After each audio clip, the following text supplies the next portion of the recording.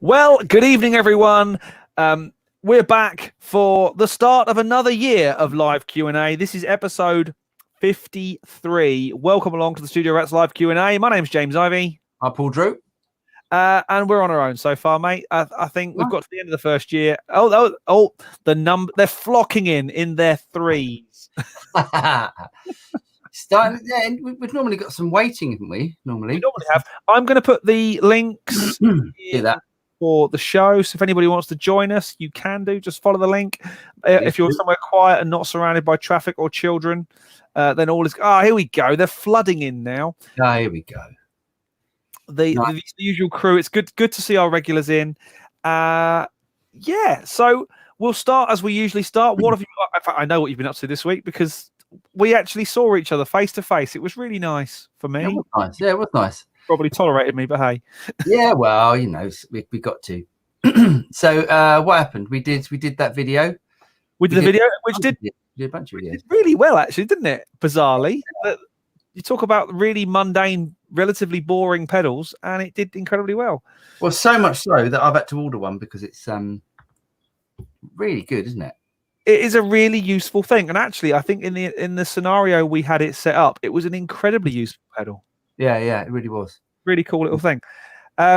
We've also done a video, or you helped me on a video for the team at Studio Spares, and I've been working on a video that we're doing for the team at Warm Audio. Plenty to come on that project, which is all very exciting.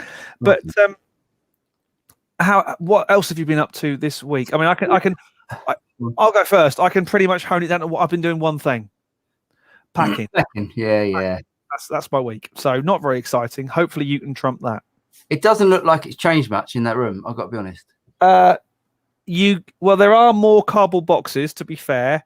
Right. And I'm still doing some work and filming and stuff, but the cupboard directly behind that camera, is empty. Is it? Oh, nice one. Actually empty.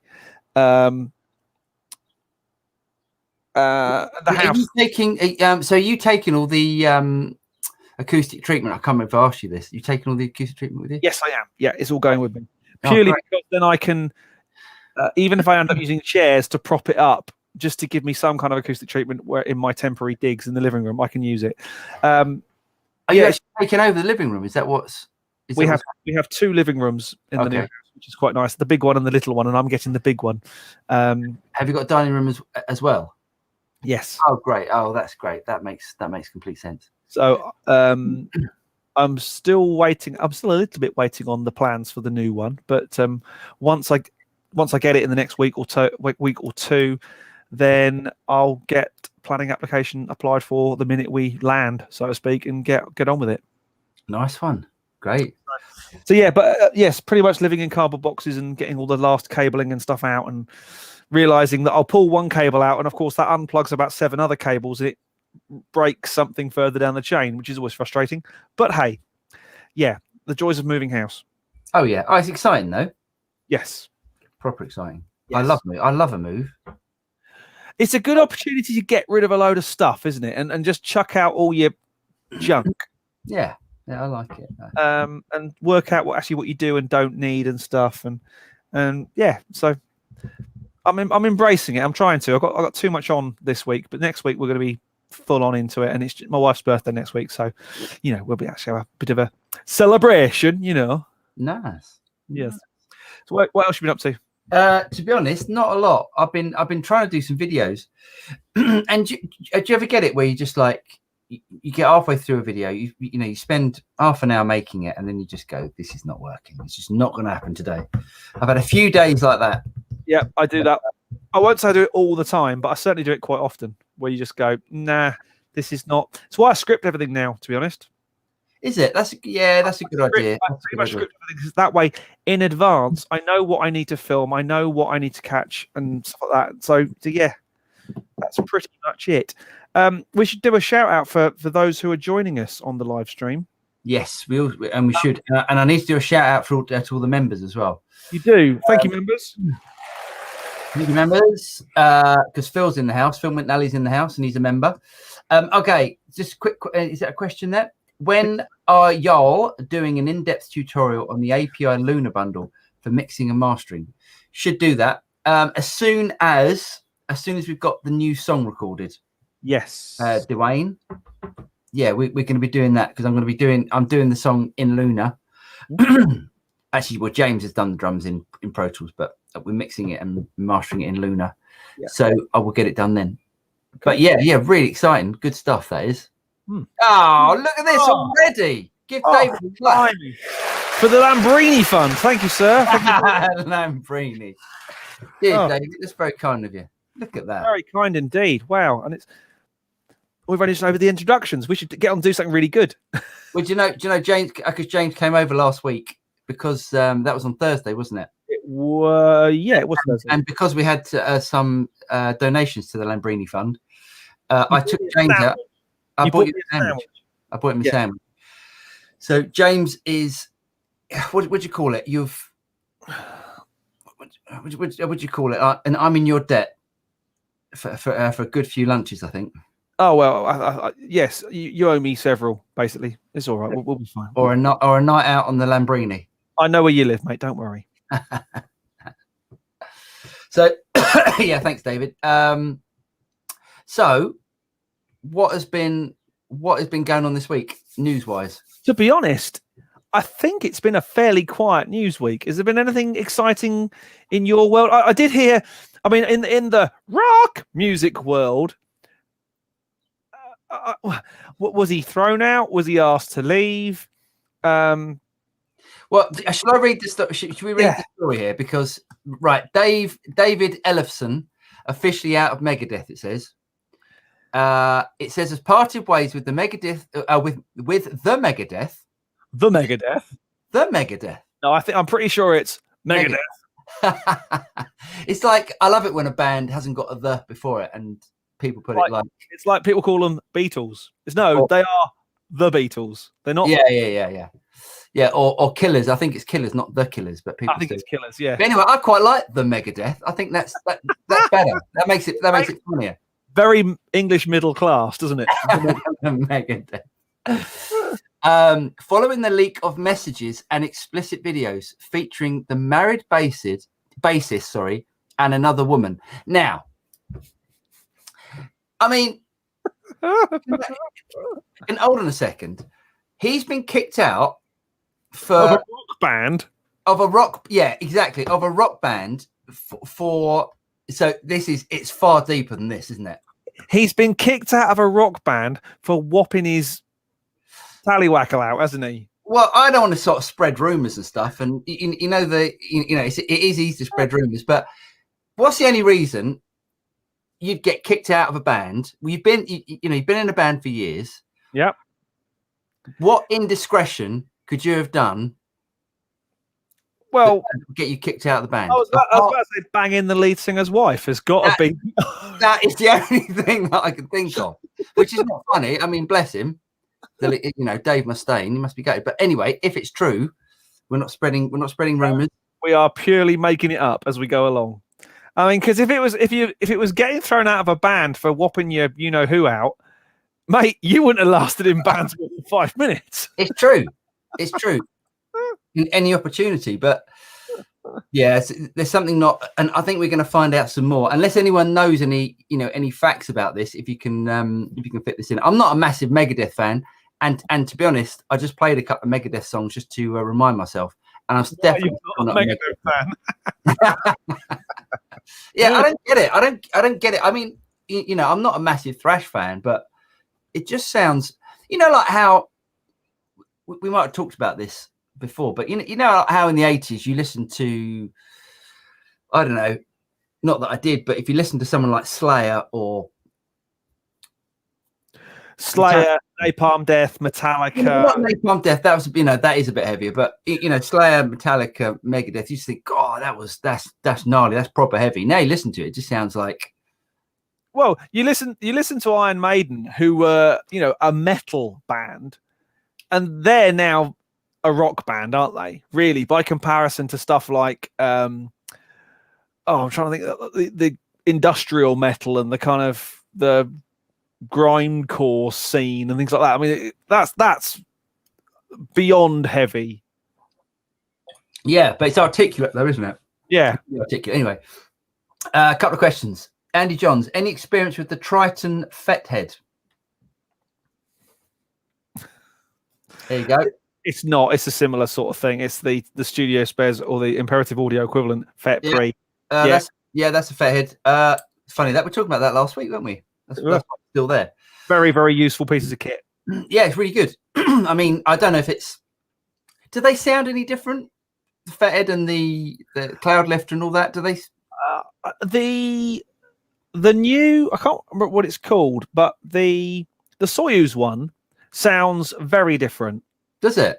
Yeah, the Soyuz one does make ribbon mics very, very bright. Not very bright, but brighter than you would expect a ribbon mic to be. Yeah. And obviously it ups the juice as well, which is nice. Yeah, the Soyuz one, and actually what's the other one? The Royal one sounds great with an R10. Really, really nice. But I wonder if they actually do sound any different, because I mean an SM7 sounds brighter. To me, it sounds bright with that. Yeah. Well, an SM7 sounds usable with one of those. I'd still love an SM7. No, I'm not a fan, but you know that. Yeah. What worries me, just ordered, Andy John says, just order one that passes phantom power for my condenser. Ooh, no. 35. You wouldn't want a... You don't need one for condenser? No, definitely not on a condenser. But where's that? Where did I've lost it. Two below Dave Olson's generosity. Any experience with the Triton FET head? I just ordered one that passes phantom power for my condenser mic, AT Audio Technica 2035, into my IK Multimedia XIO when doing streaming or Zoom. Gain was just too low. I'm not sure that's going to help too much. I could be wrong, but normally you'd use a FET head. Let's call it a FET head, one of those sort of FET Pre things, to boost the level for ribbon or dynamic mics. Not normally. I guess it could work. Because if you're going, I mean, it's basically a preamp. It's a preamp. Then you're running the phantom power into that, and then that's going to run. As long as it passes phantom power, I wasn't sure that it did. But hey, if it works, then great. Andy, if it works when it arrives, let us know, and I will stand corrected. Well, I'll sit, otherwise you won't see my head. But yeah, just definitely make sure that I've never plugged one of them into a condenser mic. No, me neither. Because I didn't think you needed to. Normally, you needed to, or would it damage the mic? Shouldn't do. Should it? Will either pass phantom into it, or it won't. That's true. Yeah. Okay.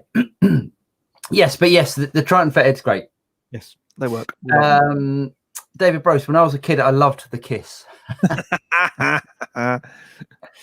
Dwayne Smithers, what are your thoughts on the Austrian Audio OC18? Is that the 414 type? It's Austrian Audio is basically the guys who were kicked out of AKG, started Austrian Audio, and have made a 414 type mic. Now, generally, I don't like 414s because I just don't, unless they're vintage ones.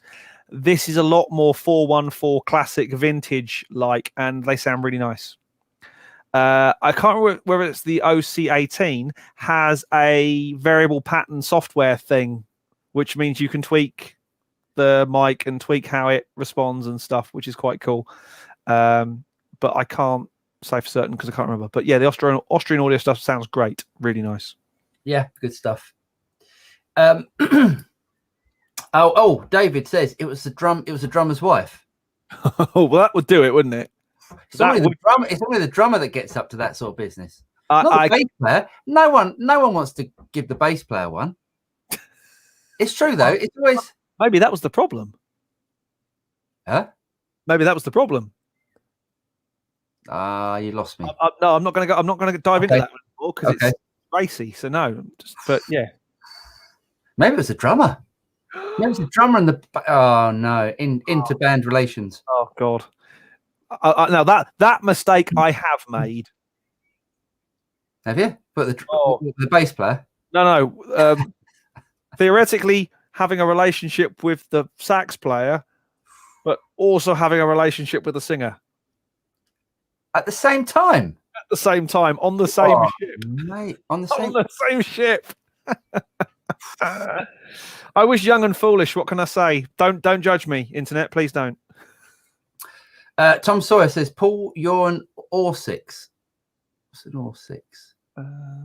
You're an Or6. Well, maybe it's you're awesome. Doesn't know you clearly. I don't know. Thank you, Tom. If that's a compliment, thank you very much. If it's an insult, thank you very much. Can you explain? yeah. Explain what that means. Cheers, mate. Thanks, Tom. If Mustaine had stayed in Metallica, it would have been better. But you had no, that would have never worked. Because who did he replace? Or who replaced him? Was it Kurt Hammett that replaced him? I believe so. Yes. Because that was never going to work. Mustaine and Hetfield didn't like one another. I don't think they do anymore either. So I don't think they. I think they still have a. Yes, I think they steer away from each other. Yeah. Hi, Safey. Safey's in the house. All right. Simon Cook. Simon says, "Evening all. Do you use any Soundtoys plugins? They've got an up to 80% off sale at the moment." Simon, I've got the whole bundle. It's brilliant. Yes, it's worth every penny. I've got a few Echo Boys, them, isn't it? Yep. Yeah, I've got the Echo Boy. I think everything should now just be the. I'm the Paul Drew. You can be the Jane. The Jivey.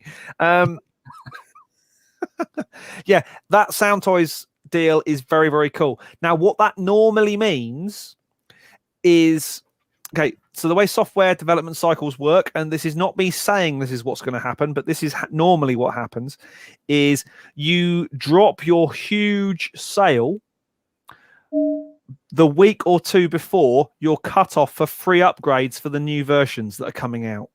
So basically, if you've bought something in the sale and in 8 weeks' time, Soundtoys drop the latest versions of their stuff, you will not get the free upgrade. However, if you buy, it's normally 4 to 6 weeks out.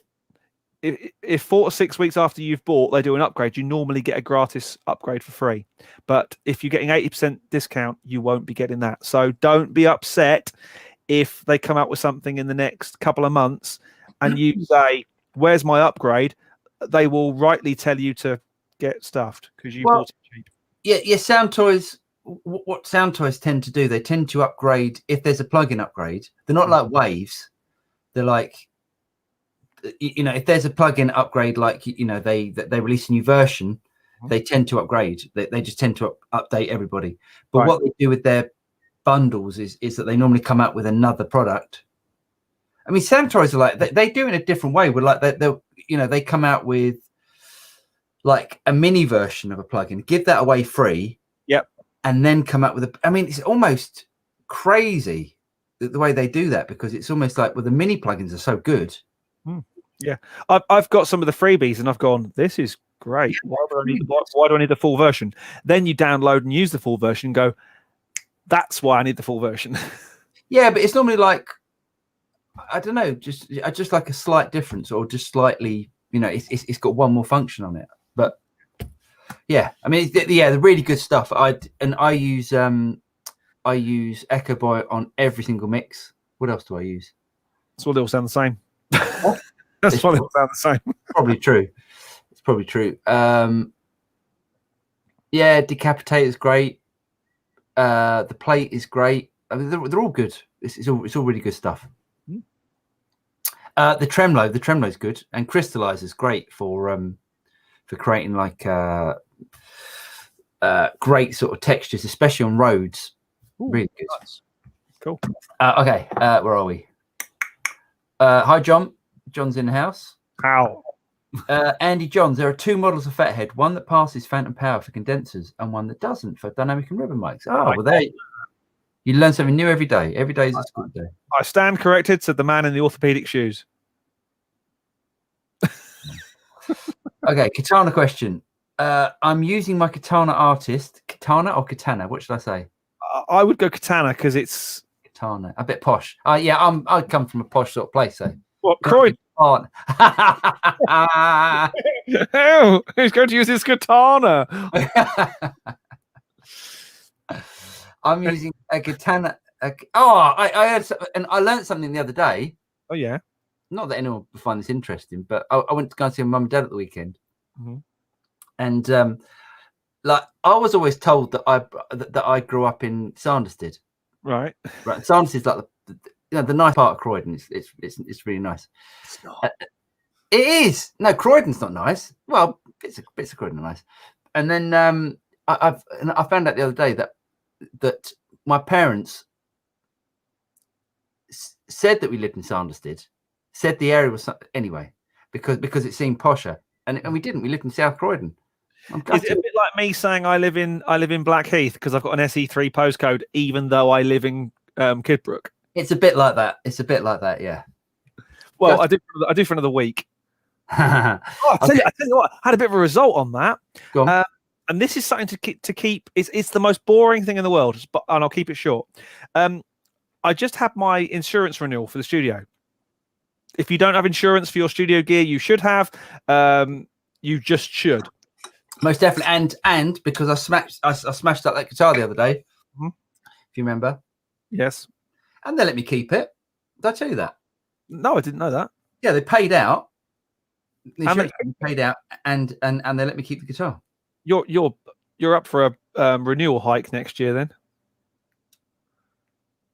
Anyway, because I'm moving out of the big smoke, aka London tan, my insurance is plummeting. Awesome. Like it's nearly halving for the studio kit. Oh, great! It's amazing. Nice one. Yes, I like that. Nice one. So yeah. Where are we? Back to the katana question. Sorry, katana question. I'm using my katana artist for live shows coming up, and I'm planning on going with the line out to the PA. Stupid question, but will I only have sound from the PA or from amp and PA? That's a really good question, actually. That's not a stupid question at all. The line out, you will also get the sound from the amp. Oh, there's one of them. There's definitely one you plug in. I haven't got mine here because I lent it to someone. There's one you plug in, and it definitely cuts out. Headphone? Huh? No. What have I got mine here? No, it's in storage like everything else is. Oh man, hold on. I've got a Katana Mark 1 here. Let me have a quick look. This is where we need to put the potter's wheel on. Boom, ba-doo, ba-doo, ba-doo. That's the head, though. That won't make it. Yeah. Okay. Yeah. So there's a phone's record out. Yeah. I think that does cut it. Yeah. The line out won't. I don't think the line out will do. No, but also worst comes to the worst. If you take the send out, no, that will cut it as well, won't it? That'll cut it. There's always ways around this. You can always get a box that will split it. No, I think you should be all right. The line out should be a line output. The headphone out, yes, rightly will kill the output, but the line output should stay the same. Yes, I'm sure you're right. I'm sure you are right. My advice though would be to put that line out into a DI box to give you a balanced signal into the console, into your PA. Yeah. You'll get a great sound. Make sure you go into the software, into the Tone Studio software.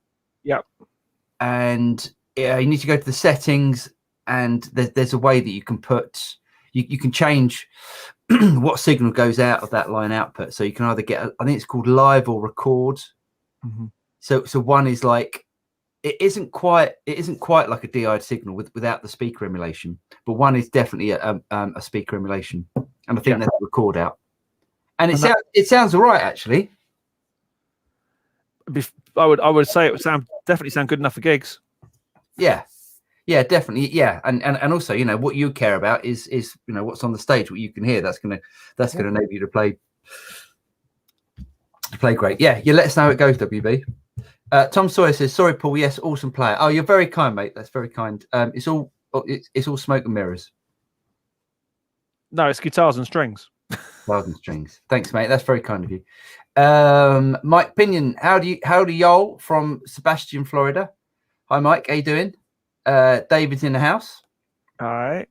Dwayne Smithers, does the Townsend Sphere U87 model sound like a real U87? Yes.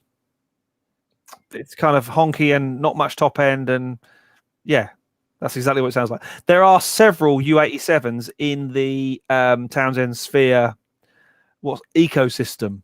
So depending on which one you've got, I think there's a couple in the what's his name? The guy from Universal Audio, the Putnam collection one. There's the cool thing about Townsend is they do keep their updates free. Yeah, all their mics have been free thus far, which is to be commended. Actually, deserves one of those. There you go. Yeah, do you know what? I remember, I love an 87. The thing is, you know exactly what you're getting with an 87. You know exactly what you're going to get. It's going to sound good. It's not going to sound super bright, super sparkly. It's a really good workhorse mic. It's not my favorite, but it is a really good mic. I went to Norway once with Jack Rubiducci. And hi, Jack, if you're listening. Hi, Jack, yeah. And Jack Rubinacci. And we did this radio show, and I think there were 3 guitarists all standing around in a circle. Mm-hmm. So they had 3 U87s miking up the guitars, and 3 U87s, 3 or 4 actually, because Abby was there as well. Abby was singing. Yeah. And they had 4 U87s doing the vocals. Mm-hmm. So there were 7 mics in total, and it sounded amazing. Oh, he is in the house as well. Hey, Ruben in the house. He watches us on his big screen. He's got this massive telly. Awesome. And he watches the James and the Paul. So if we do this.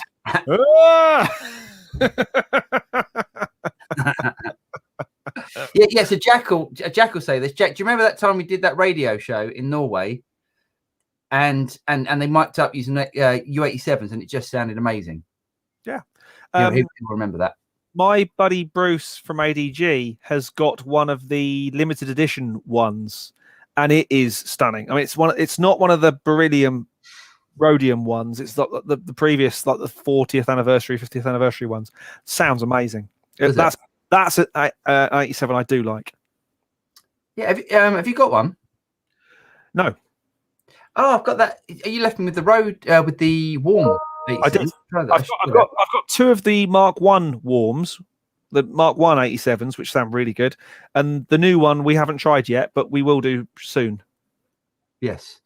Tom Sawyer says awesome player and sounds so like Michael Caine as well. Because I'm a bit Cockney. No, not really. My name is Paul the Drew. Is Michael Caine Cockney? He's East London, isn't he? He's East London, is he? Okay. Yeah, I'm South London. Slightly different. It's a very slight. East London, South London. South London, yeah. Much softer L's on South London. It's from where I come from. It's a ball of wool. Where he comes from, it's a ball of wool. Ball of wool. Yeah, that's right. That's very true. There we go. Hope we do not lend it to the same guy you lent the pods to. This is true.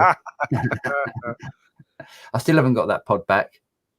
This is giving me the broken one back. That's very nice of him. Oh, that's helpful. Cheers, Pete. Need an XLR split. Yeah, that would do it. That would work. Yeah. Oh, you loaned it to Jam. Excuse me, Pete. Yes. Yeah. Oh, James. I see. Yes. You smashed my guitar the other day. I did not. Well, I think it was your hand you banged.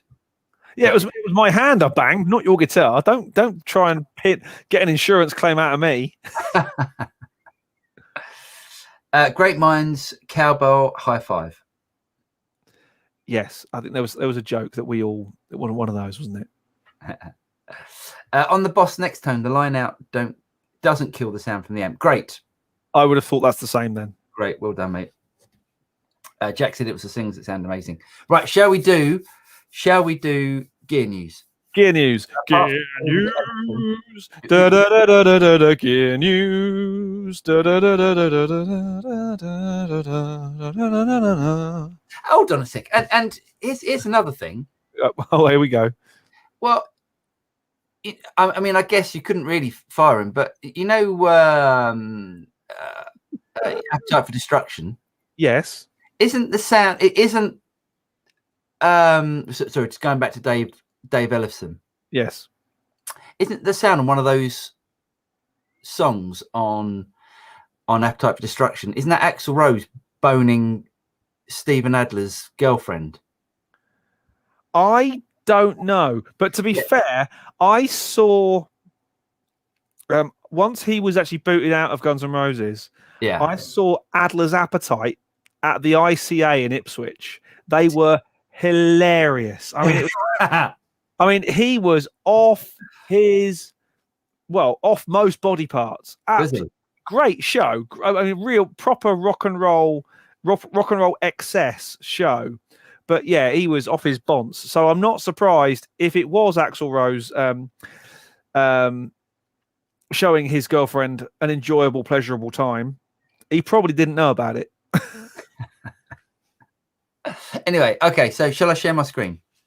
Yes, please do. So we've done enough. Tell me when we're ready. Can you still see me when I share my screen? Yes.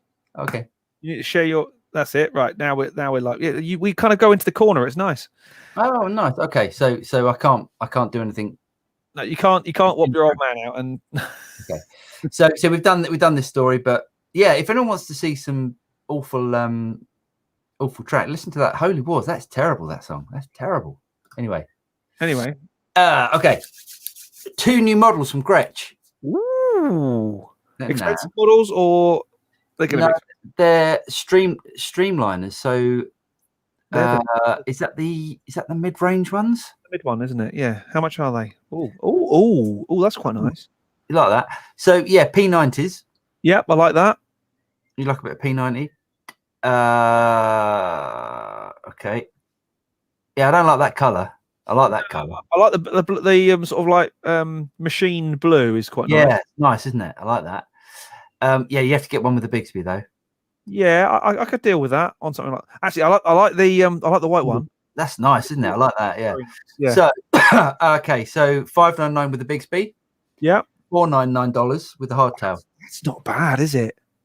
I like that. The seafoam green one I do like. Yeah. Mint metallic they call that. Yeah, that's like I don't like that color at all. It's a bit yeah. The seafoam green I like, or the mint metallic. Sorry, that's very nice. Yeah, I like that. I really like that. And these are $599 and $499 for that one. So they are they more really like than the Electromatics? No. Okay, hold on a second. Yeah, I think they're cheaper than the Electromatics. I think that's their cheap range. Oh, is it? Yeah, I think so. God, they look great. They look great for that. Are they actually semi, or is that painted F holes? No, I can see it. I can see it's a semi.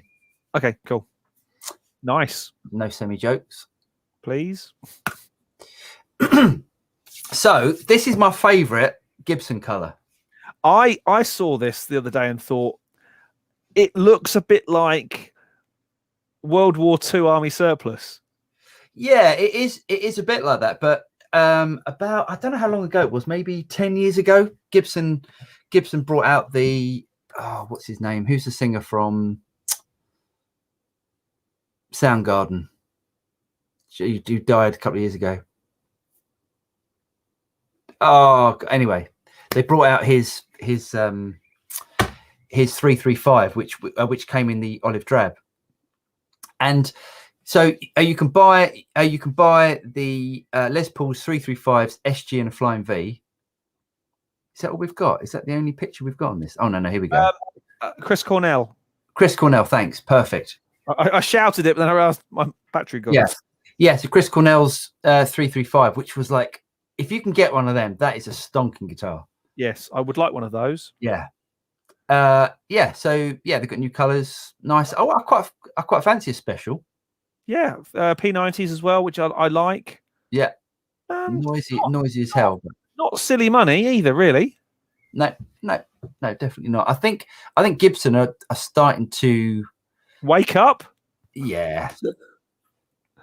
I do. I mean, when I flick through the Facebook, When I flick through Facebook ads for people like GAC and for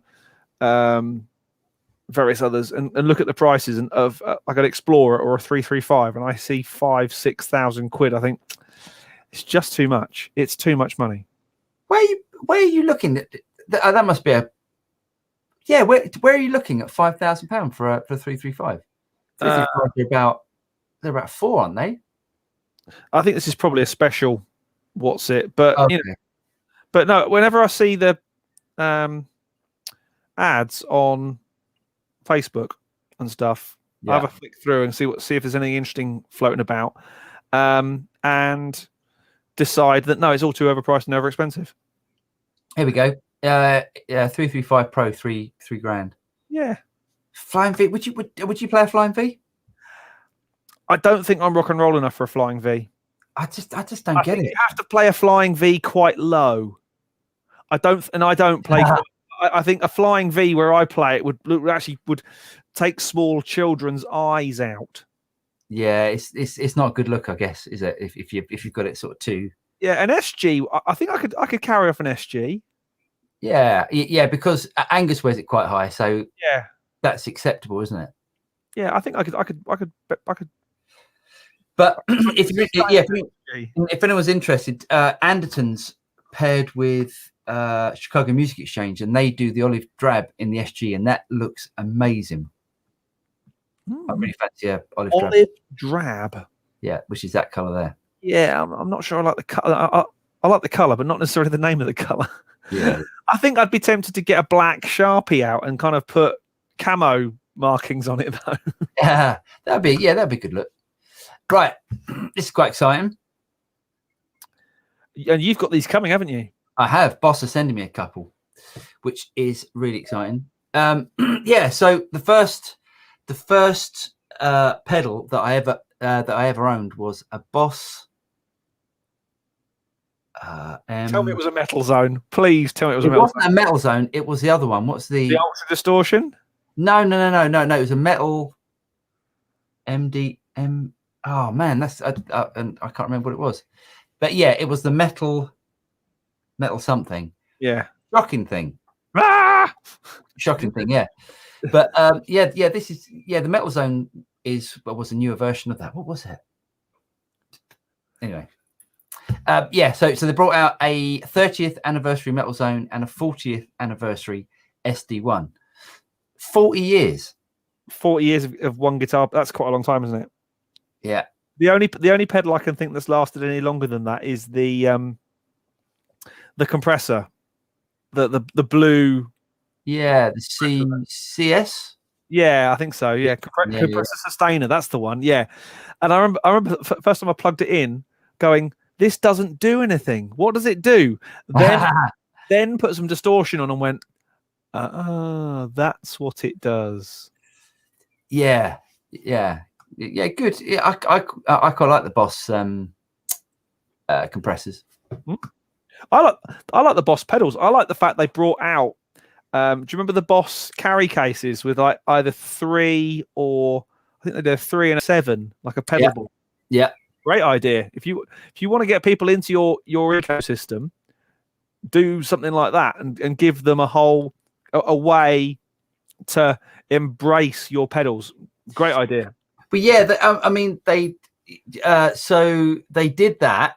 They released it because basically, the only pedals that you could get at the time were Boss pedals, Boss and Dodd, maybe Rat, maybe Rat, and there was the bigger boutiquey stuff, like but the run of the mill guitar player was buying Boss pedals.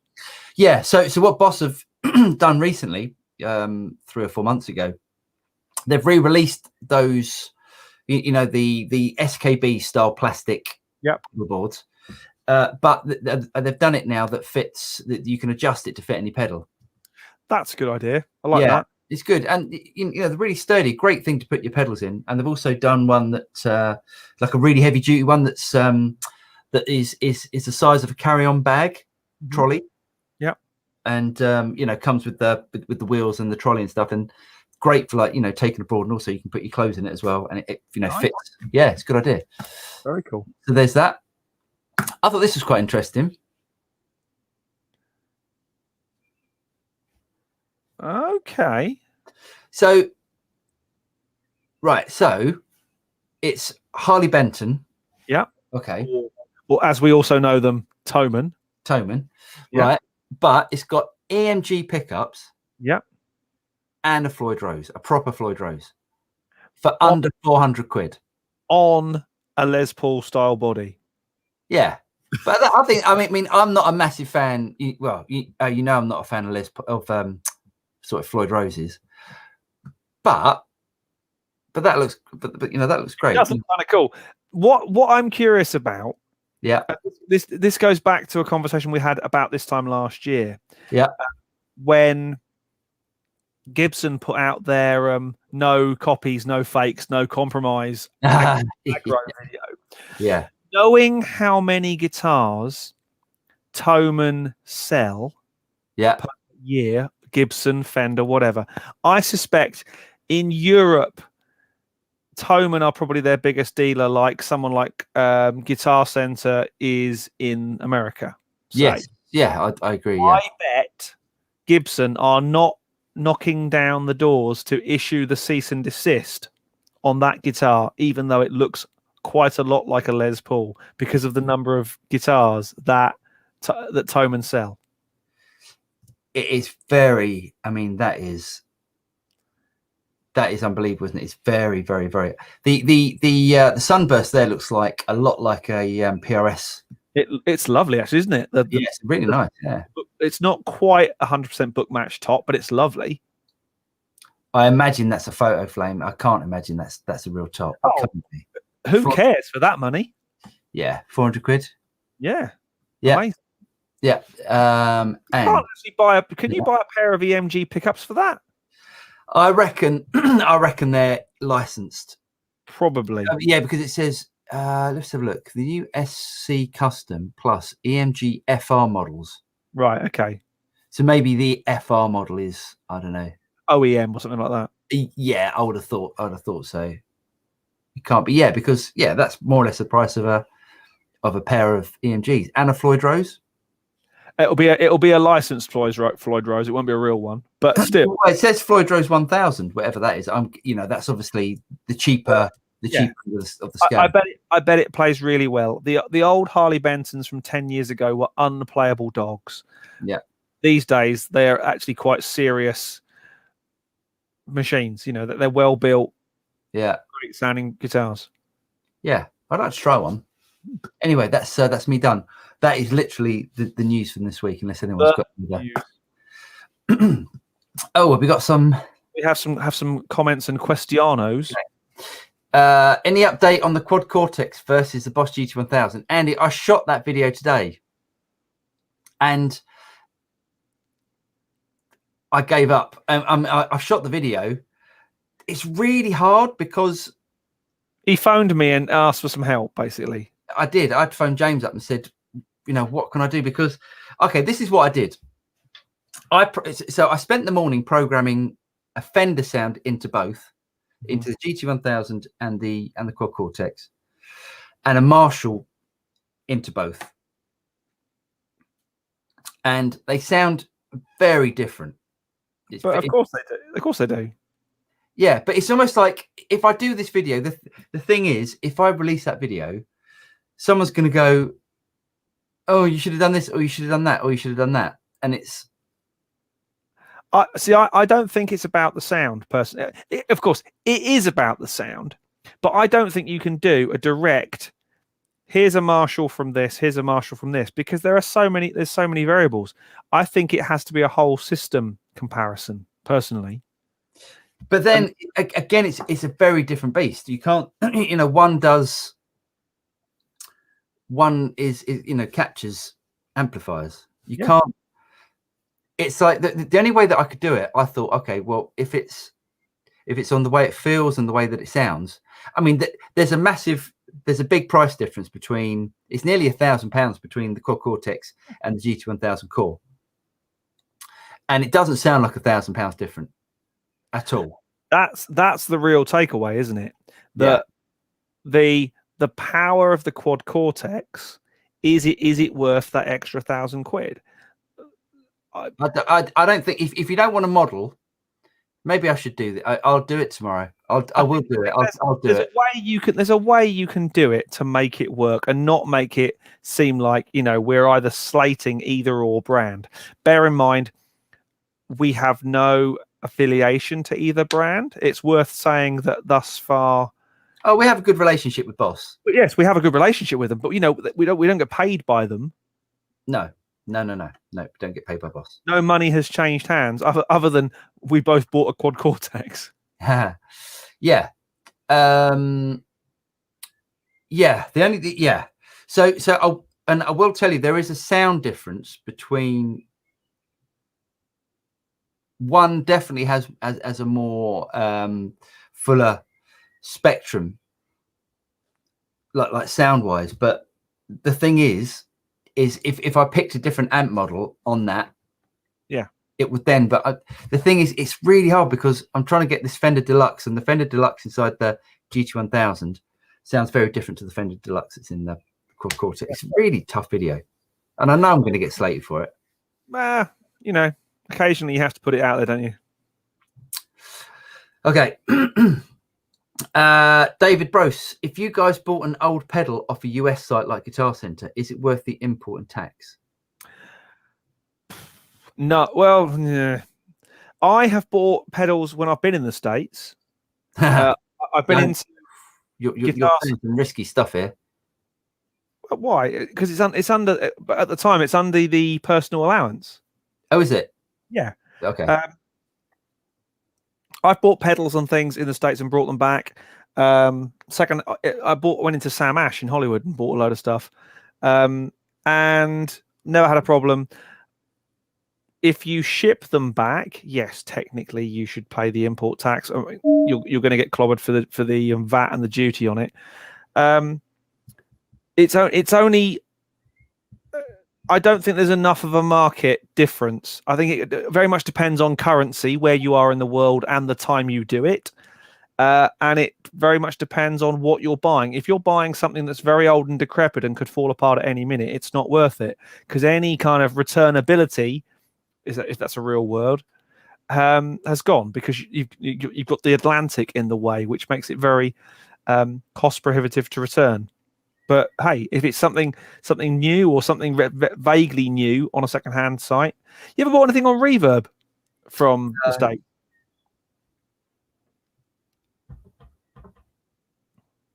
No, I mean, not from the States. I don't think from the States. No, I've bought on eBay from the States and bought stuff back. Yeah, it's a weird one. Is it worth it? Depends what you're buying, depends how much you're spending, depends what the deal is. If the deal is really good, and even with the customs charges and the VAT, it's cheaper, then it's a good deal. You have to work. It's very much on a purchase by purchase. Hold on a sec. Custom charges and VAT, isn't that the same thing? No, because you have duty and VAT sometimes. Oh, that's a worry. Yes, sometimes depending on the item. I've ordered a PRS from the States. Yeah. They may pay it for you because it's a new thing. Sometimes could be expensive. I've had stuff from the States come through, and because it's knowingly come from the States, they pay the duty, etc. Okay, nice. Yeah, I think if it's a pedal you can't get in the UK, if it's a pedal you can't get where you live, James is off. I bought one of these. Hang on, see if I can rip it off the board. I bought one of these in the States because at the time you couldn't get, because his missus is a massive Bon Jovi fan. She is a massive Bon Jovi fan. I bet that's why he bought it, so you could just serenade her by going whoa. Way better than I did it. Yeah. It's because I used to do it on gigs. I actually used to fake it on gigs to try and do the sound. It's actually a really cool box. If you like that sound, or it's not a sound you're going to use on every single production, but it is a very cool sound. Yeah.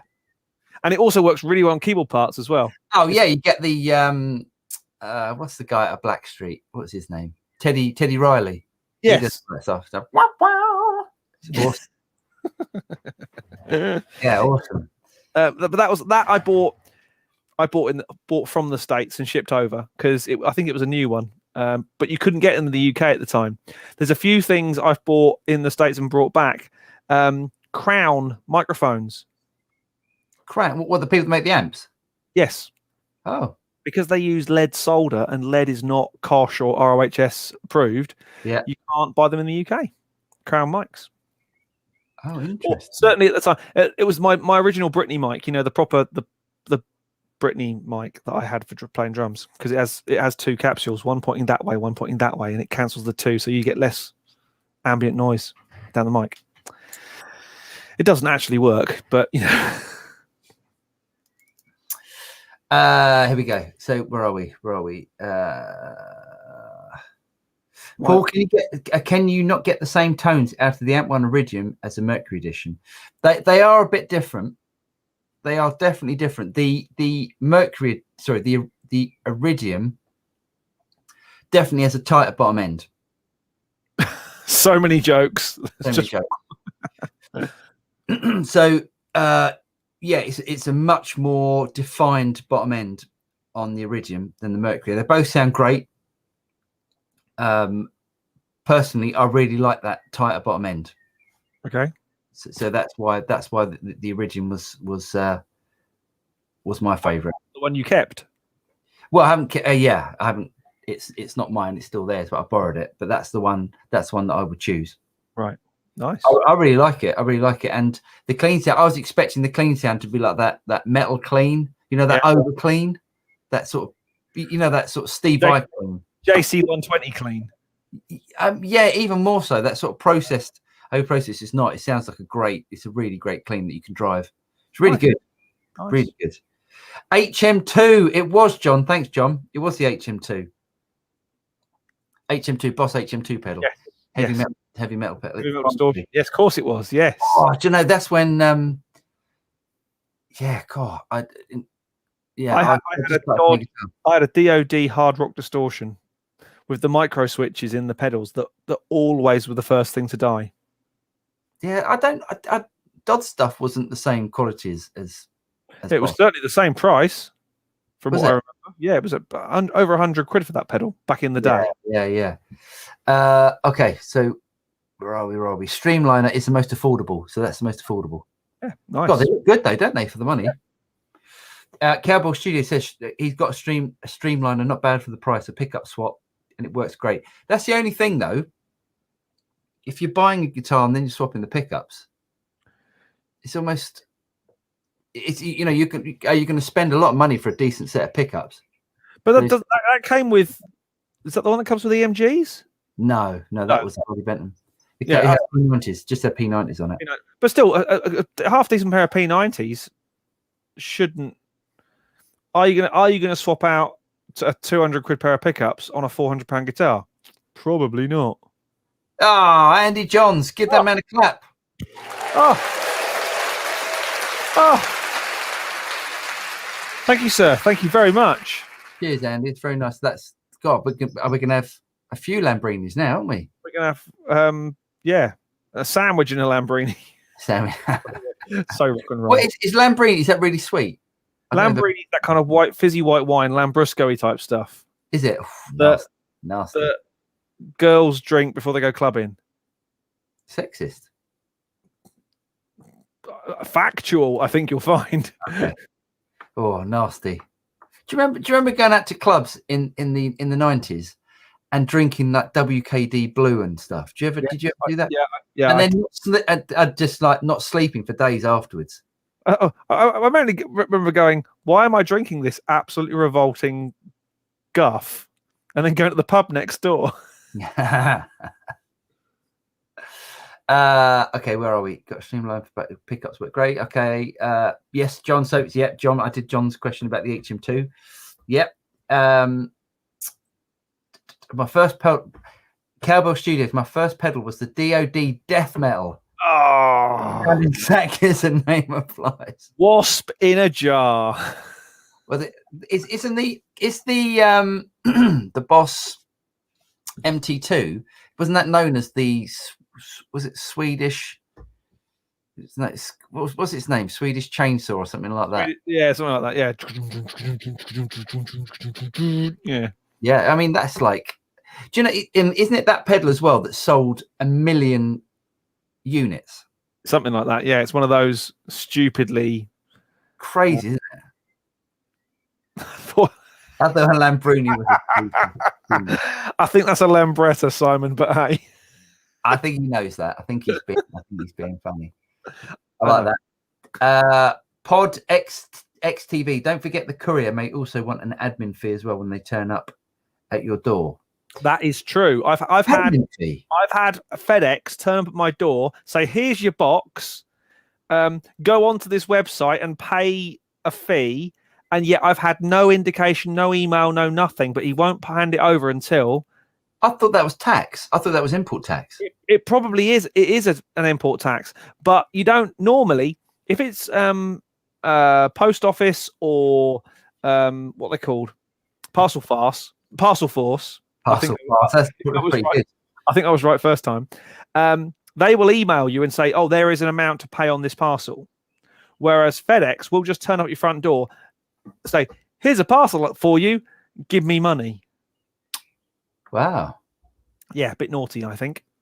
Yeah. Yeah, but hey. I'm getting a bit worried about this guitar. Yeah, you'll be fine. Quad. RL Lynch. Quad does capture the 1000, does not. I think captured amps are much better than a factory modelled amp. Is the QC worth the difference? Yes, in his opinion. Yeah, I guess. I mean, look, the main reason for buying a Quad Cortex for me over anything else is because if you're in a studio and you're putting down a guitar part, it's the same with the Kemper. Mm-hmm. And you think you might need to come back at some point and do some repairs on that. You can just capture the amp, and then do your repairs later on, or take that out live, that exact sound. It's a brilliant thing. I mean, I'm still only scratching the surface, and obviously I've not really worried about it the last couple of weeks because I've had bigger fish to fry. But I'm looking forward to getting into the new studio, into the new space, and being able to record really good sounding guitars and go, yeah, it's in this box. It's not spread across X number of amps or whatever. Yeah, I love my Valve amps. Don't get me wrong, and I'm not getting rid of anything, because I'm just not. Because I like some. There is a time and a place for plugging into a real Valve amp and cranking it up and giving it large. Yeah, but 99% of the guitar parts that I do probably can come out of that box. Yeah, definitely. Yeah. Simon Cook, Paul, what or who inspired you to start playing guitar? And who are some of your influences? For me, it was Steve Hackett. Nice. And hearing Jan Ackerman, Focus, playing. That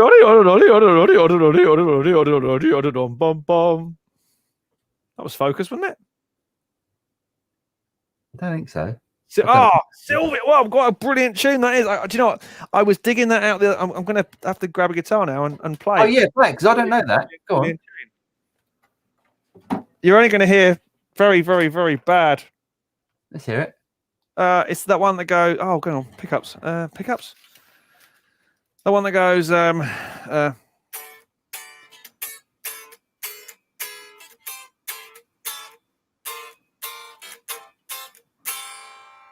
It's a brilliant, brilliant, brilliant tune. I remember the first time I ever heard it was on Bob Harris, driving back from a gig one night, and the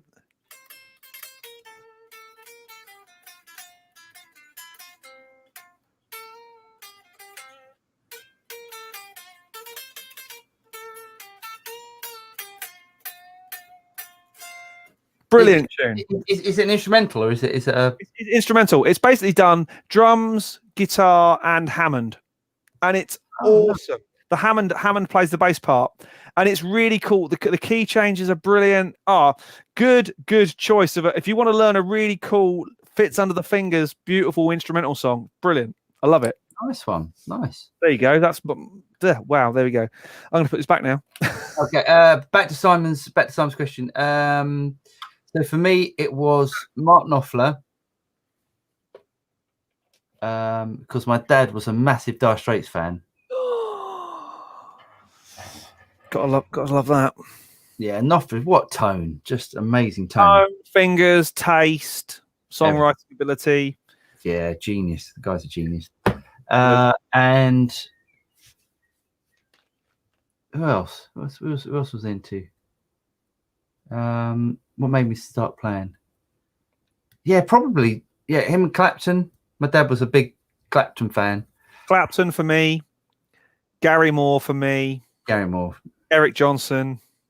Those are the three guys. But you must have heard Eric Johnson after you were playing guitar. Most people haven't heard of Eric Johnson, have they? You know what? There was a program. I used to listen to Radio 2 late at night on headphones, and there was a program that came out called 6 Silver Strings, all about guitar and guitar players and stuff. And I just started playing guitar. I was about 13, and it started with Cliffs of the very first one of this series started with Cliffs of Dover, and I went, I need to buy that album. Yeah. And then I bought Ave Musicum, and I went, this is amazing. You know, I was already into like the Journeyman album. The Clapton Journeyman album was one of my favorites. That got me into all sorts of different guitar styles. Larry Carlton, Robin Ford, Steve Lukather, you know, all those guys came off the back of listening to this TV show, this radio show. But yeah. I was already into Clapton, Gary Moore. Yeah, that was. I think Steve Lukather was probably my favorite guitar player because he was just the thing about those guys like Eric Johnson and Steve Lukather. You know, it's like it doesn't matter how much practice you do, you're never going to be as good as those guys. Because it's not just fingers, it's the way they think. Amazing, yeah, just amazing, and like it's almost like a bit depressing as a guitar player to hear someone that good. I don't get that inspiration. I know there's some amazing guitar players out there at the moment. You know, like even more virtuosic. Is that a word? Yeah, that's a word. Yeah. But I don't get the zhuzh from Bumblefoot or British guy. Guthrie. I don't get the zhuzh that I get from Eric Johnson and Steve Lukather and Gary Moore because Guthrie makes it look too easy. Gary Moore, you knew he was working for it. You know that there was passion in those notes. The thing about that is true. The thing about Guthrie is that, and the thing that I really respect him for, when I had lessons from Guthrie, he was I think this is true. I don't think I imagined this, but he was asked to join Ozzy Osbourne. Mm-hmm. I could be wrong, but I think that's what happened. And he didn't want to do it because he's that guy that it's all about what he wants to do and what he wants to play. He's just absolutely amazing. He is one of those guys you watch and you just go, I'm never going to be that good because he's like. But I get that from someone like Paul Gilbert. I watch Steve Vai, Satriani. They're all amazing, but I'm left slightly cold by it. Whereas I can watch Lukather or Gary Moore, who are not technically as. Oh, I don't know. No, Lukather's amazing, but he's not technically Steve Vai. It's difficult, isn't it?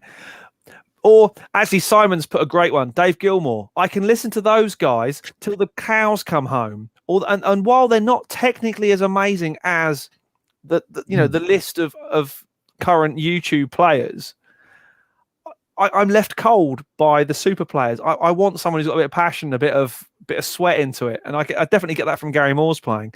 Even the guy was a monster. Gary Moore was technically amazing as well. So Steve Lukather. They're both. It's when you realise quite how many records that you love that Steve Lukather played on. That's when you go.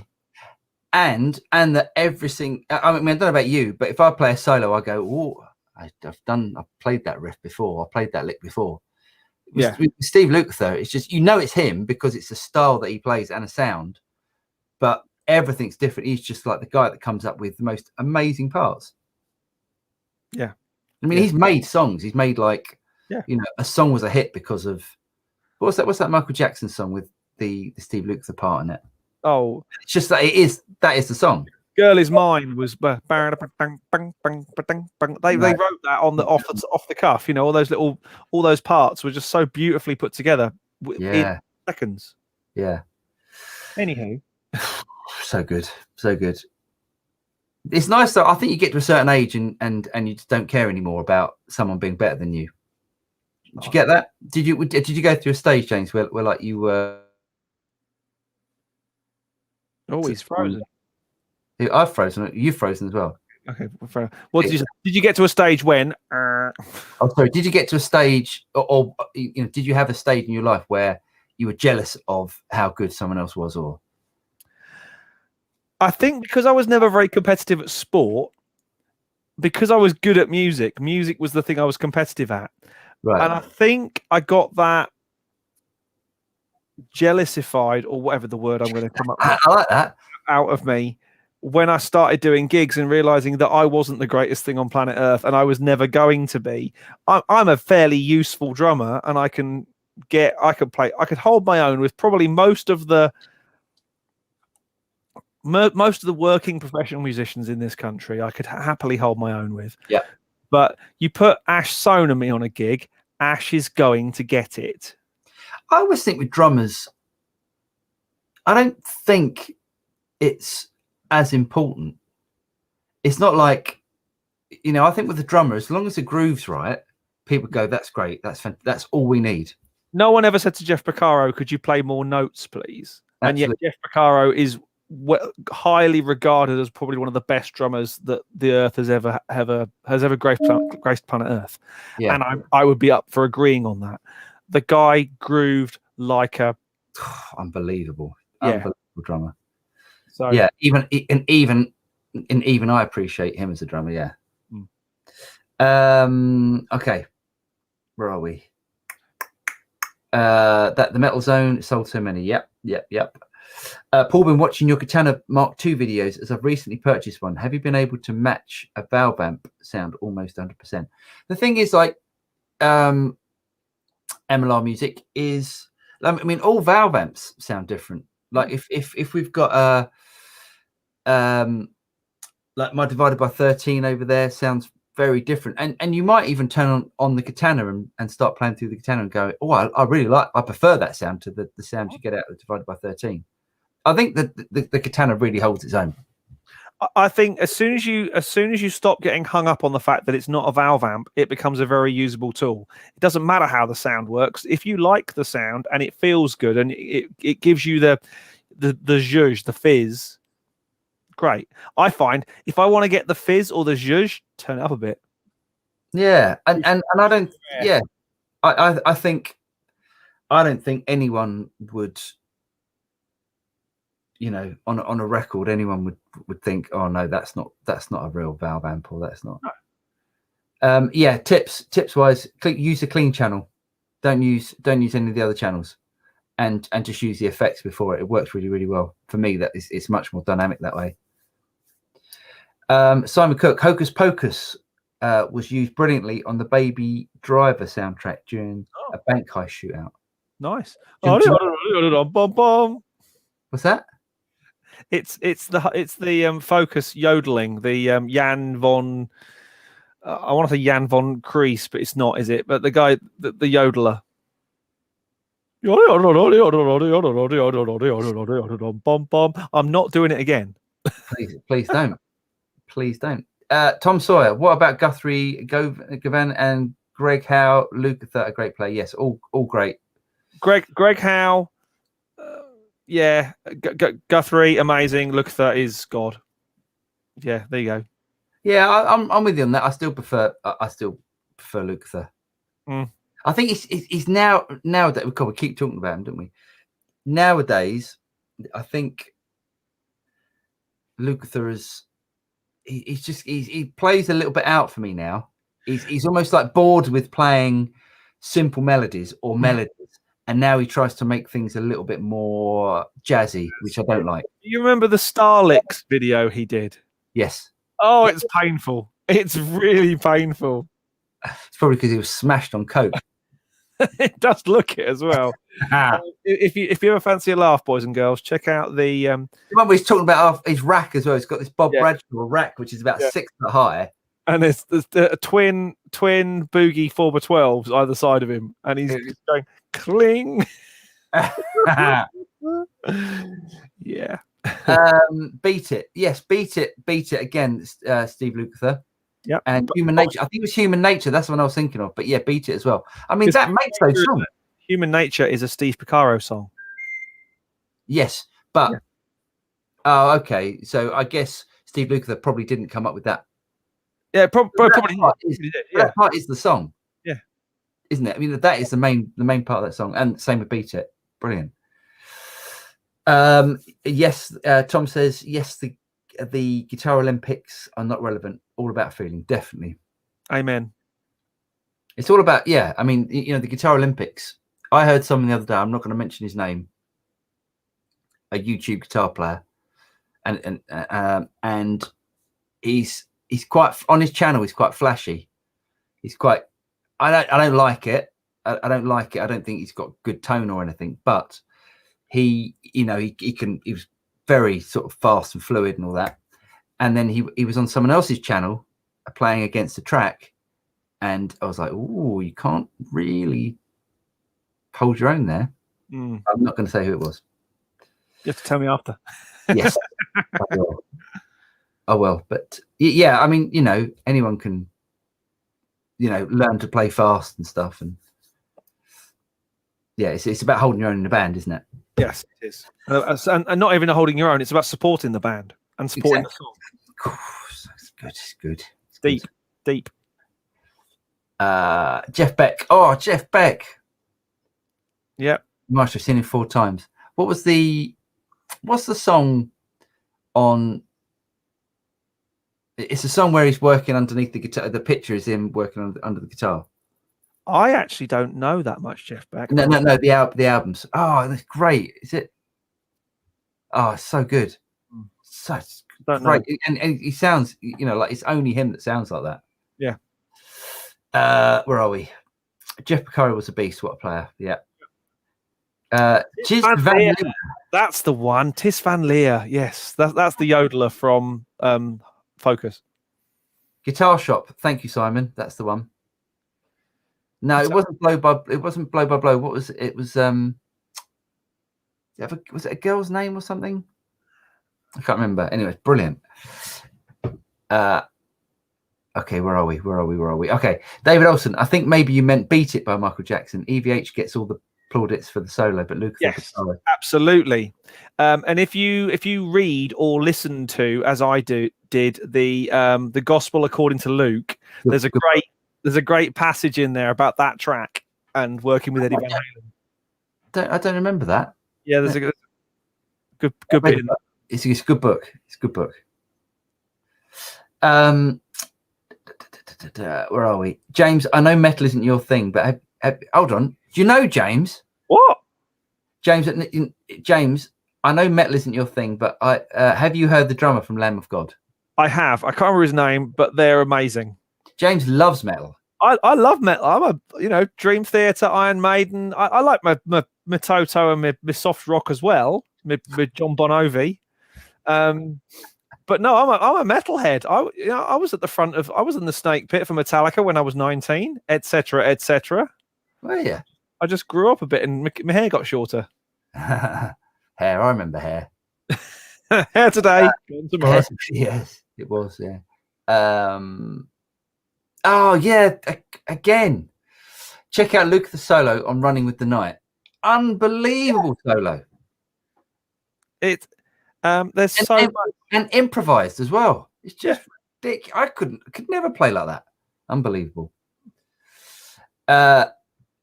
Okay. Can't not love Malcolm Young. Absolutely. One of the most underrated guitar players, and yet he writes all the songs and just holds it down for hours on end, or held it down for hours on end. Great rhythm guitar player. Yeah. That's a great job, isn't it? In AC/DC to play that, to be him, or Or between Phil Rudd on drums as well.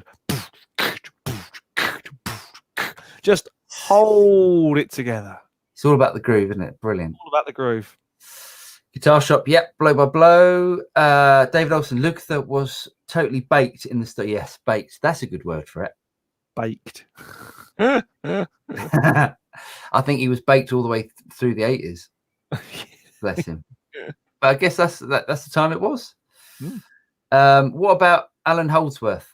Oh, incredible player. I think that's above my pay grade. I cannot. I get how amazing he was. I can't listen to it because I know Safey's probably in the chat as well. Safey's a big Holdsworth fan. I got how good he was. I understand. I just don't understand what he was playing. Does that make sense? Yeah, it's not an easy listen. It's not so easy. I've been listening stroke reading a book. Let me just check. By engineer Phil Brown called Are We Still Rolling? Oh no, I don't know that. Phil Brown, not an engineer producer I'd ever heard of, but has worked with Robert Palmer, Talk, Led Zepp, the Stones. Awesome. The list is long and distinguished. And along with stories of drug addled excess, the occasional amazing record seemed to get made along the way. Do you think, like, honestly, because I'm not, I've never really been a Toker? Exactly. No, yeah, a little bit, but I wasn't really into substances. But there have been some amazing albums made where people have been off their boxes. and you wonder how, because like even if I have like a few beers, because I love a beer, and if I have like 4 beers and I pick up guitar, cannot play a note. Yeah, I think, I've certainly done gigs where I shouldn't have been left in charge of a drum kit after being so up on various substances. It's no big secret of mine that I had a history, but I got over it and stuff.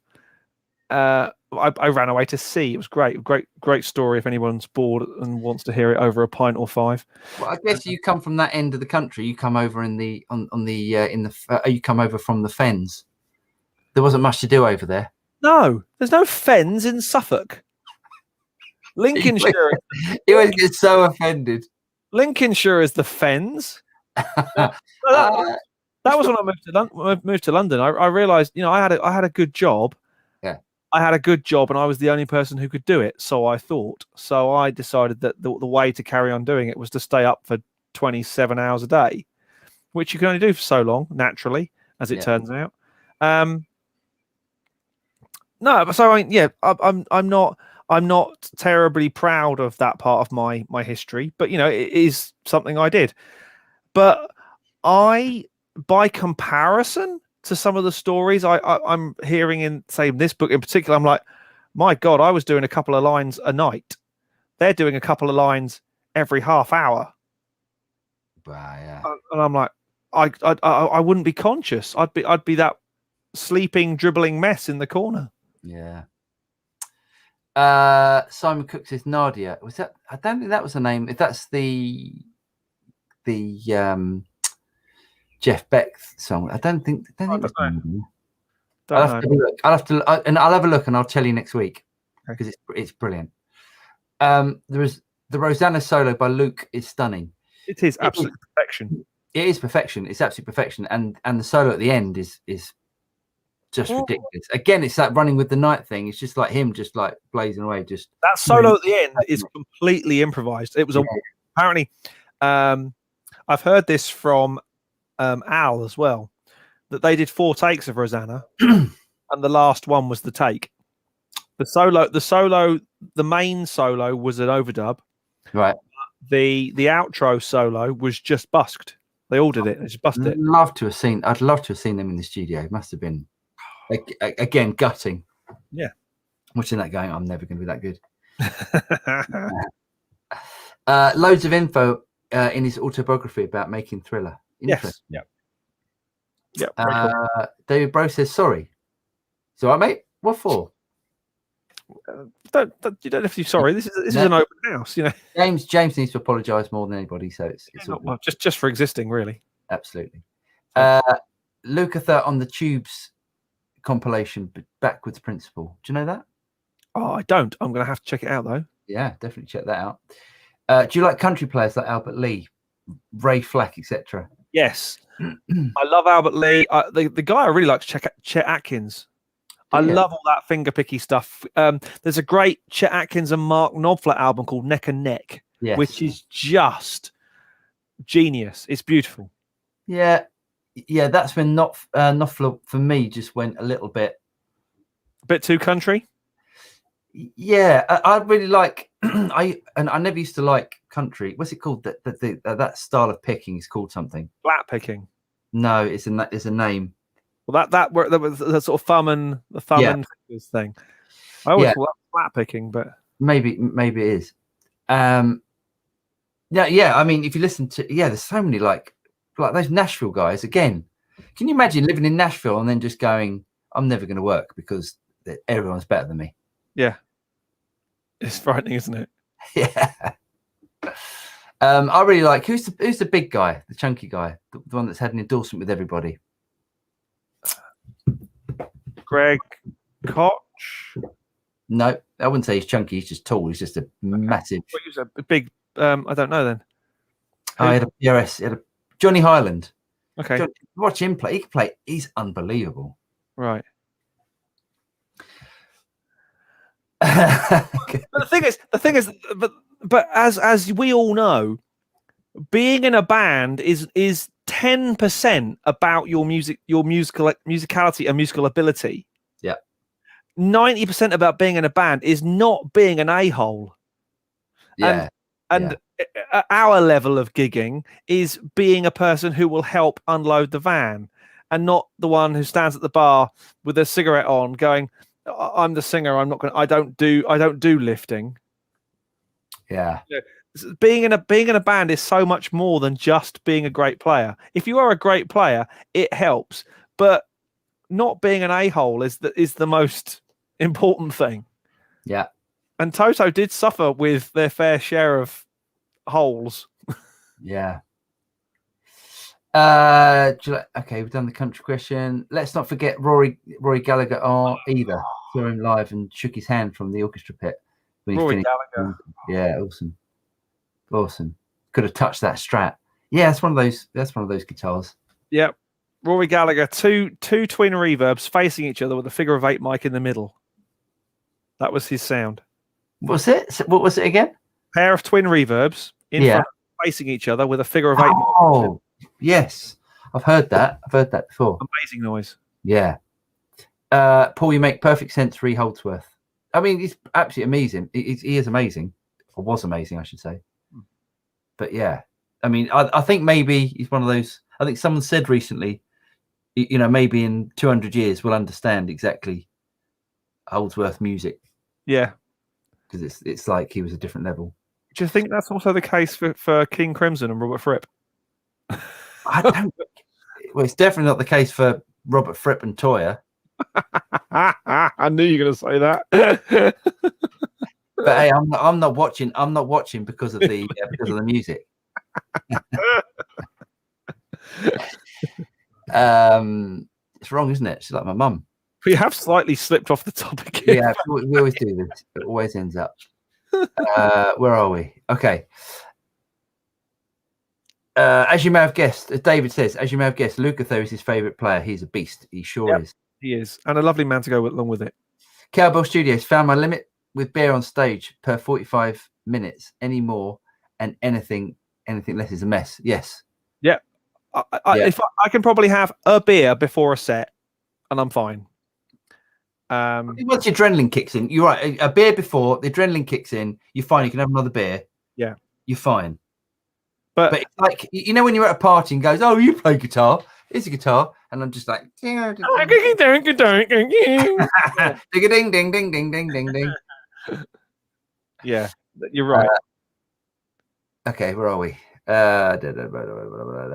Tom Sawyer. So Alan Holdsworth in Glasgow with Gary Husband on drums. Awesome. Oh, amazing! I'd like to have seen that. I met Gary Husband when he was playing piano, because he's an amazing jazz piano player as well. He is. Yes, I did an album actually. There were three. It was a triple album, and it was Gary Husband playing piano on one of the albums. With, I can't remember who the. Anyway, yeah, we did one of the other albums, and in the set, yeah, quite far out there. Oh yeah, but amazing. Yeah. Where are we? Billy Wagner. 12 beers is his limit when playing gigs. Jesus, is that 12 pints? I think I would be floored. I would be asleep in the corner. I don't think I could do 12. Do you remember, like, when you were younger, you could go out and drink? I think I've done sort of 10, 12 pints. No, never. Sick. Always sick. But I've never been a big drinker. I think probably 5 or 6 pints is my limit on a night. Oh, I remember going out in LA with you once, and James had like 2 or 3 beers. He fell asleep at the table. But just embarrassing. But at least, please, can you not totally embarrass me? I had been up probably 20 hours a day for 3 days before that, at working into the night to try and get stuff out for the UK for the next day. So I think I had an excuse. I think the fact that I'd probably necked about 6 fairly heavy G&Ts might have had more to do with it. Oh, and I think that was the day where we had like a load of whiskies in the. We went to the Cheesecake Factory, and I was trying to persuade the hostess. They were really busy because obviously NAMM show was on, and I was trying to persuade them that they wanted to give us the table first because it was my birthday. And actually, it probably was near my birthday because it normally is around NAMM, but always busy. It's always busy. Oh, I miss NAMM. Oh, desperate for a bit of that. I want to go in January. Yeah. Luke's Lovers in the night solo was amazing. Paul, you're up there. Oh, I'm definitely not, mate. I'm definitely not. Oh my god, that would be an embarrassment playing next to Steve Lukather. That's very kind of you. Lukather is so humble, and for some reason doesn't think he's all that in interviews. He calls himself a lucky guy. I mean, how can you have that much talent and not know you're lucky? If hard work makes you lucky, then fine, he's lucky. But that's cool. So he grew up at the same school as the Beccaro brothers and David Pate. I mean, how can you get so much talent in one school? In North Hollywood, yeah, it's scary. That's not strictly true, I don't think. Isn't it? I think he went to a different school, but knew them. Oh, okay. He'd go to school, I think, with Joseph Williams. I think that. As in, and didn't he go as well? Wasn't he in the same school as who's the other amazing guy that always plays down the baked potato? Yeah, Greg. I want to say Greg somebody, but it's not, is it? But I mean, yeah, I'm trying to think the guy's name. It wasn't Landau. No, it wasn't Landau. It was. Yes, Michael Landau. Yeah. Was it? It was Landau. Yeah. Okay. Yeah. I'm like, God, just that era. The sort of late 70s, early 80s LA music scene was just incredible for talent. It was incredible. Absolutely incredible for talent. It was. Yeah, I don't think we'll see that again. I'd hope we would, but I don't think we will. What a shout for all the session guys. Tommy Tedesco, Glenn Campbell, Carol Kay, Tim Pierce, Larry Carton, Tom Bukovac, Too many to mention. All created iconic songs. Yeah. I'd like to know more about Tom Bukovac because I had not heard of Tom Bukovac until his YouTube thing, and I feel really embarrassed about that. I hadn't. I mean, Larry Carlton is just a legend. Glenn Campbell, Carol Kay, it was one of the Wrecking Crew. Yeah. Tim Pierce. Too many great parts. Yeah. Tommy Tedesco, another one. The one that everyone forgets is I've forgotten his first name. I want to say, and he's still on the LA session scene. Is Parks? Yeah. I forgot his first name, but I remember talking to Steve Jenowick, and he said, Dean Parks. Yeah. He said, if Dean Parks is on a gig, we know we're going to get great guitar sounds. It's another world. It's another world for us. Yeah. Those guys turn up, and all they've got to do is get the sound right. All they have to do is get the sound right because they know the musicianship and the playing is going to be top notch. Yeah. Love Chet. David Bro says chicken picking. It is chicken picking.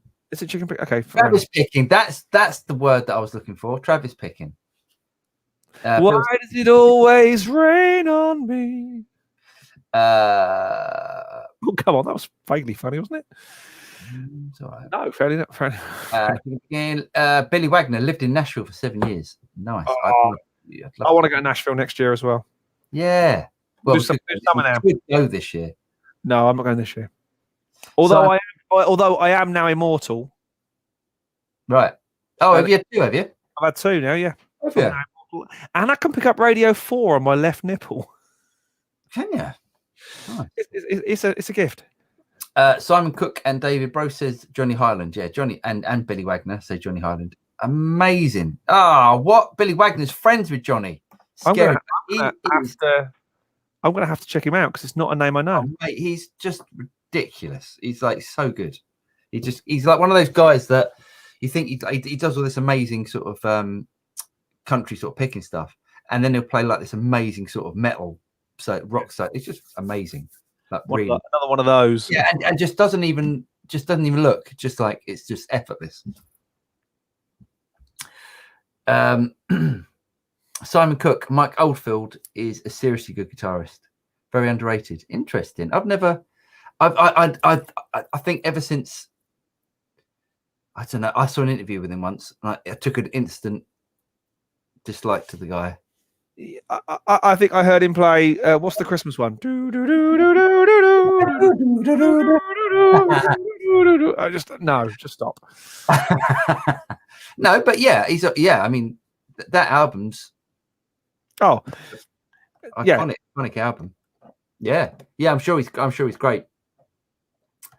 You guys know Danny Gatton? Yes, we do. I don't. You don't? Yeah. No. Not to mention composer as well. Who are we talking about? Mike Oldfield. Yes, absolutely. My homework list of guitar players to check out is long this week. It is, isn't it? Nashville Secret. Bust your ass and keep your mouth shut. That's interesting. That's no secret. That should be everybody's way to get and keep gigs. Yeah. You get gigs because of how good you are. You keep gigs because of this. Yeah. That I did learn the hard way several times. Yeah. Safety says, my sincere feeling, Alan Holdsworth is one of the 10 quintessential composers taking music forward in the last 300 years, and he's playing in tone. Yeah. I think it's too highbrow for me to understand. Oh, bless you, you four-chord rock and roller. I just like a pentatonic scale, isn't it? Nothing wrong with that. No, I'm joking. No. Yeah. I really like melodies that I can sing back. Melody that sticks in my head. I don't think I'd get like 300 notes per second memorized in my head. But yes, amazing guitar player, absolutely. Tom says, Paul, what do you think of John Mayer? Amazing guitar player, great guitar player. Another one on the list of genuinely great all-rounders, great singer, great performer, great composer, great player. Yeah. just if I ever hear him sing Free Falling again, I might have to do something nasty. Matt's in your own hands. I hate his version of that. But yeah, great guitar player. Cowbell's got to run. See you next week. See you later, mate. No more cowbell. We did that joke. Do you remember that? We did that. Bruce Dickinson was on the show that time, and we did the cowbell, or someone did the cowbell joke. He was not happy. I think he'd heard it so many times. Brilliant. And Alan Murphy. Yes, Alan Murphy. Didn't Alan Murphy, was he in Level 42 for a bit as well? Was that Alan Murphy? After, yeah. Have I told it? No, I won't do that. I'll do it. Have I told you my Boone Gould story? Have I done that one? Have I done that? Have I told you that story? I dated his daughter. Did you? Yeah. You dated his daughter? Awesome. Yeah. I gave him a guitar lesson once. Yeah, which hadn't. I sort of turned up. I'm sure I told this story before. I think you have, but it's still funny. Yeah, and he wanted to learn some. I think I was really doing some rock stuff at the time. I was really into Vi and stuff. He wanted to learn some of that, and literally, it was like 5-10 minutes. Me sort of doing a couple of things, him playing it back instantly better, and me going home. Here's your money. Bye. Yeah, it was a bit like that. But nice guy actually. Where are we? Alan Murphy, Dean. Oh, we're talking about Dean. Yes. Andrew Thatch says, "Hello, Paul. Been enjoying your Boss Katana preset packs. Bought them a while ago, and they're great. Oh, cheers, mate. I'm glad you're into them."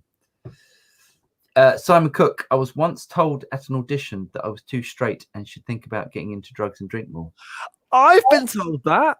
Have you? I was told that I was too straight laced and sober for the Moody Blues. For the Moody Blues? Yeah. I was told by a friend of mine who plays in a certain style of music band where smoking a certain type of ganja is acceptable, that I was too straight-laced and I needed to develop a Class A drug habit. Little did he know, 5 years later, I did, and still wasn't out of my face enough for the Moody Blues. Wow, I think that's really bad. If someone ever says that, I think that's terrible. But that's the way it was several years ago. Very, very odd. Yeah. David Olson in Dulce Jubilo. Yeah. How do you say that? I don't know. And Dulce Jubilo. It's Italian, mate. It's a funny melody, that, isn't it? Yeah.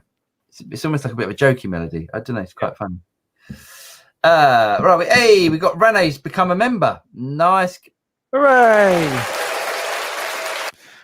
Lovely to have you as well. Yay! Anyway, Matt says, "Evening, guys. Hope you're well. Hope you're well as well, Matt." James, please. I love the way Tom Sawyer's asking this as well. Yeah, there's irony. Tom Sawyer is asking your thoughts on Neil Peart. Okay. Tom Sawyer is a Rush song, isn't it? It is a Rush song, yes. Yeah. I'm going to be so unpopular now. I'm sorry, Tom. You don't like it. You're not a fan. I'm not a huge Rush fan. Neil Peart for me is always one of those drummers who, if you shut your eyes and listen, it's great. But if you watch him, he looks very uncomfortable. It's all a bit kind of. It looks very uncomfortable, and so much of what I've spent a lot of my drumming time doing is correcting posture and being fluid around the kit and all that sort of stuff. I find it very difficult to watch. I'm just not a huge fan. I mean, don't get me wrong. I love YYZ and Tom Sawyer and Spirit of Radio. That Spirit of Radio, I've never been able to work the count in it where they get back into the how they get back into that from this abomination of time signature changes. Hey, and you've got to be seriously tasty to do that stuff. But I can't. I just can't fathom it. I really can't. God, sorry. Okay, where are we? David Brose, who's the guitarist from Tears for Fears, not Roland? Neil Taylor. Tears for Fears, one of my favorite bands. What a band! Neil Taylor was. I think Neil Taylor was the guy that did that, and then did stuff with Robbie Williams. I think so. Yeah, great band. Great band. Great song. I saw them at Nebworth in 1990, and just thought, if the rest of the show is as good as this, I'm in for a treat. And then, a few bands later, Robert Plant came on and was appalling. Oh, really? Yeah, Robert Plant's solo stuff without Jimmy Page was terrible. Oh, interesting. As soon as they started doing proper Led Zepp stuff, it was great. But Francis Dunnery, It Bites, another top player. Yeah, it bites. What's Francis Dunnery doing now? That's a name you don't hear anymore. Again, that's another guitar player, the Warriors guitar up there. Yeah, great guitar player. Tom Sawyer says Francis Dunnery is a fantastic player. It Bites is so underrated. And just under that is Renee's new member. Hurrah! Lovely job, James. Your thoughts on Keith Moon? Keith Moon played melodic parts on drums. That was the brilliant thing about Keith Moon. If anybody else played like Keith Moon, they'd be accused of overplaying. Yeah. But it was just right. It was right for that band. It was the right part at the right time.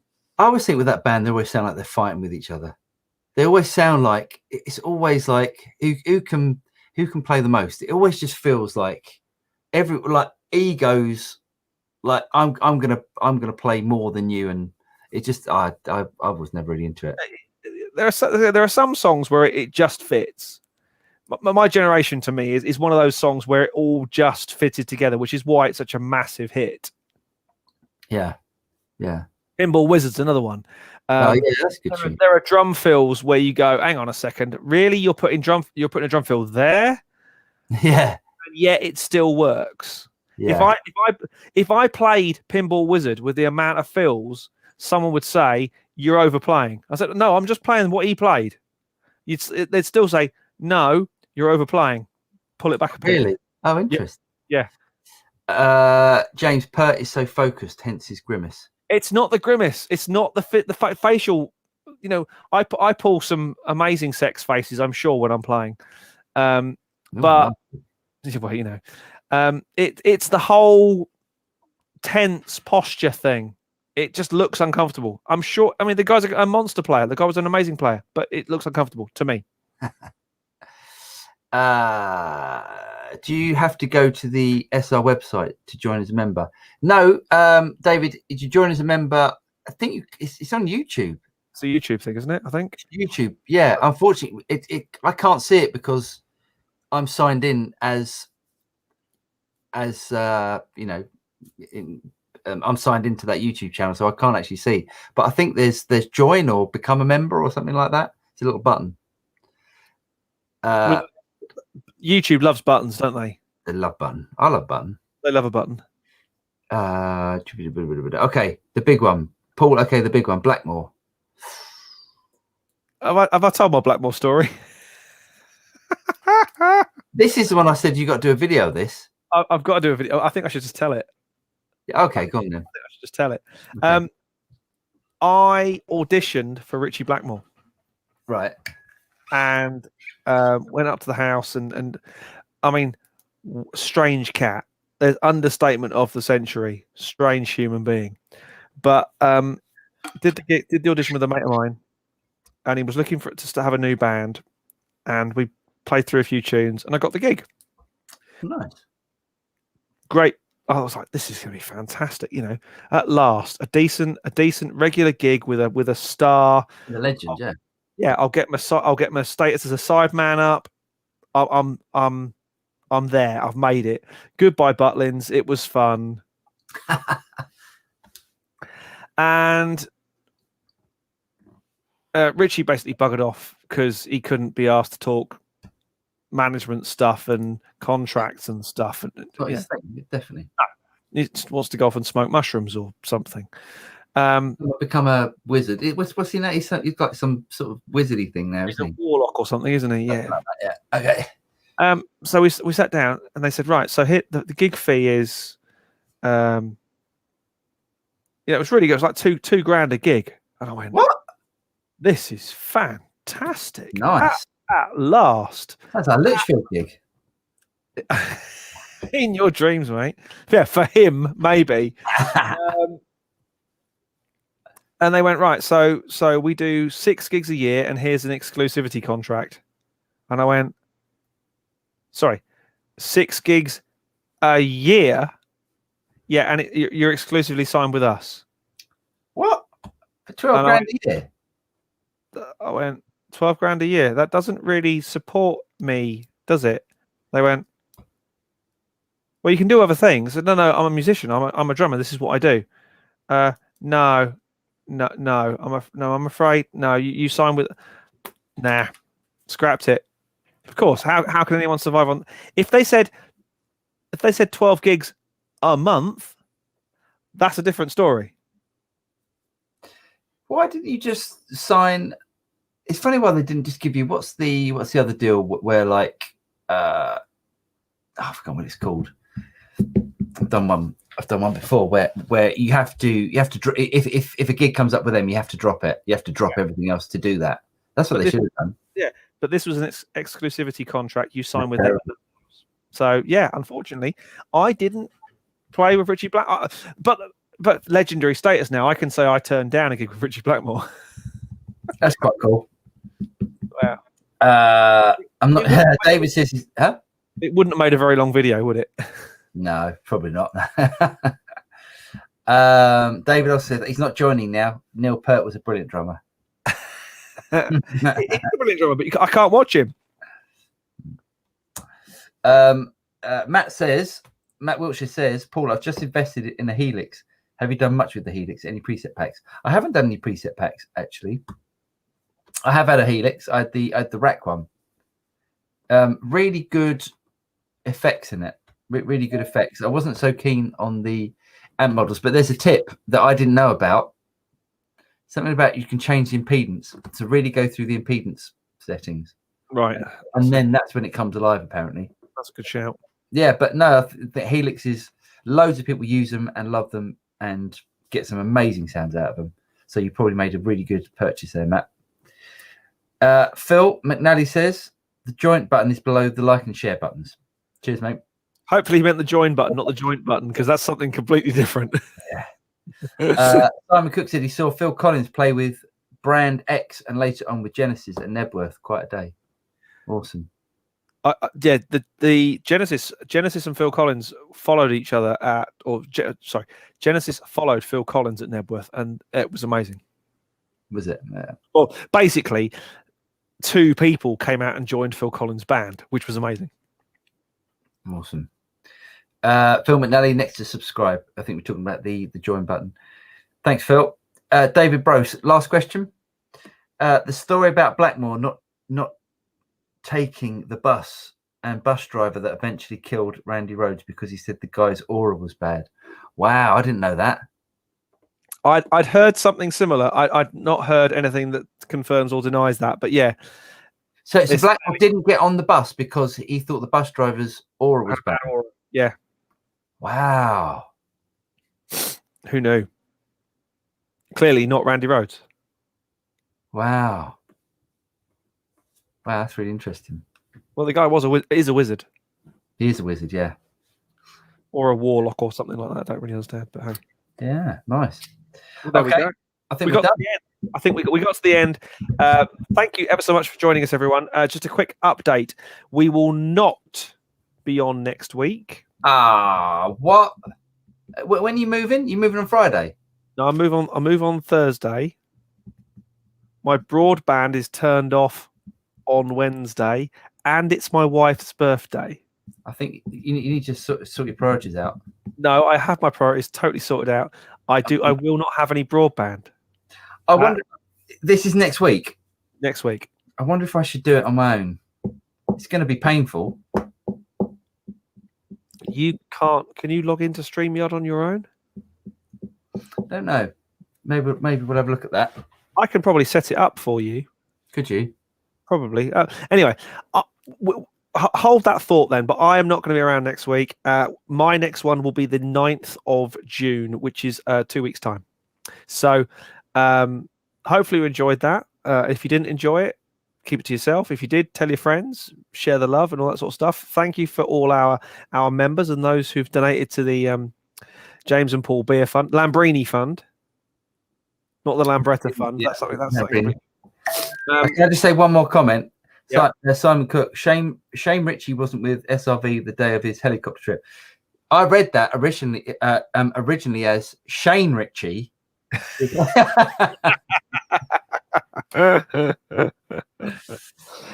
Thank you, Phil. Yes, thank you. The move is going to be it's going to be a long day, and anyone who's moved house recently will know how stressful that can be, especially with everyone walking around in masks and all that sort of stuff. So yeah, thank you everyone for your support and stuff, and we'll see you in a couple of weeks' time. If not next week, Paul on his own. Take care, everyone. Stay safe, and we'll see you again very soon. Take care. Cheers, guys.